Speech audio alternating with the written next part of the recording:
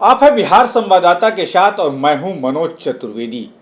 जन सुराज के सूत्रधार प्रशांत किशोर आज भी समस्तीपुर के रोसड़ा में हैं और जातीय जनगणना पर सुप्रीम कोर्ट ने जो कहा है कि नहीं, जातीय जनगणना पर हम रोक नहीं लगा सकते, उस पर उन्होंने कहा कि जातीय जनगणना बिहार सरकार नहीं करा रही है और जातीय जनगणना के नाम पर जो ये सर्वे करा रहे हैं वो इनको चुनाव के लिए ज़रूरत पड़ गई है।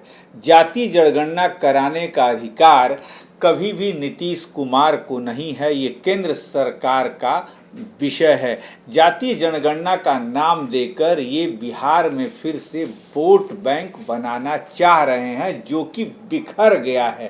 प्रशांत किशोर को सुनवाते हैं। जो लोग जातिगत जनगणना करा रहे हैं इनको समाज के बेहतरी से लेना देना नहीं है। ये तो एक अंतिम दांव खेले हैं कि समाज को फिर जातियों में बांटकर एक बार किसी तरह चुनाव की नैया पार लग जाए। भाई, जातिगत जनगणना पहले तो आप 18 साल से सत्ता में हैं, आज क्यों जातिगत जनगणना करा रहे? 18 साल से आपको याद नहीं आ रहा था? दूसरी बात, अगर जातिगत जनगणना आप कराएं, जनगणना आपके विषय का, राज्य सरकार का विषय ही नहीं है।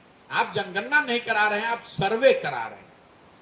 सर्वे करा रहे हैं। जनगणना तो केंद्र सरकार का विषय है और सर्वे और जनगणना में जमीन आसमान का फर्क है, क्योंकि सर्वे का कोई लीगल सैंक्टिटी नहीं है।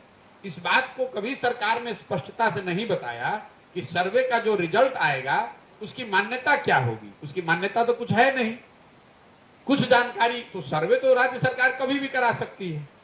और अगर मान लीजिए आपने करा भी लिया, अगर उसको लीगल सैंक्टिटी मिल भी गई, तो जातियों की जनगणना होने मात्र से लोगों की जिंदगी तो सुधरेगी नहीं।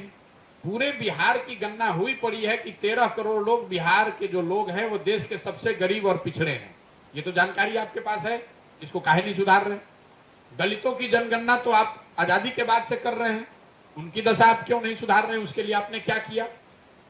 मुसलमानों की जनगणना करी हुई है, दलितों के बाद बिहार में सबसे ज्यादा गरीबी और फटेहाली से मुसलमान भाई जूझ रहे हैं, उनके लिए आपने क्या किया?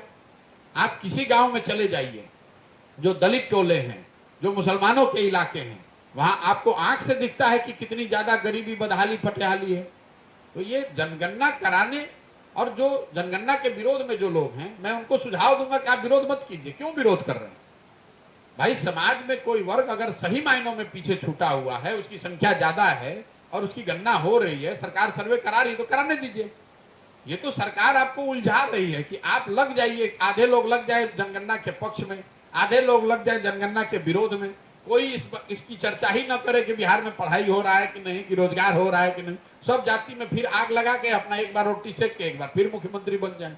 तो आपने सुना, ये थे प्रशांत किशोर, जिन्होंने कहा कि जातीय जनगणना करना इनका काम नहीं है, वो केंद्र सरकार का काम है और जातीय जनगणना के नाम पे जो सर्वे करा रहे हैं इससे भी कोई फ़ायदा नहीं होना है। तमाम विपक्ष को ये एक कर लें, चंद्रबाबू नायडू ने भी विपक्ष को एक किया था, लेकिन वो लोकसभा से लेकर विधानसभा का चुनाव भी हार गए थे। अब देखना ये होगा कि जातीय जनगणना से, जिससे नीतीश कुमार आज खुश होंगे क्योंकि सुप्रीम कोर्ट का भी जो है वो वर्डिक्ट आ गया कि नहीं, ठीक हो रहा है। उसने कहा कि नहीं, जो बिहार सरकार कर रही है वो ठीक ठाक कर रही है। अब देखना ये कि कितना फ़ायदा होगा नीतीश कुमार को इस जातीय जनगणना से, ये तो वक्त ही बताएगा। आप बने रहिए।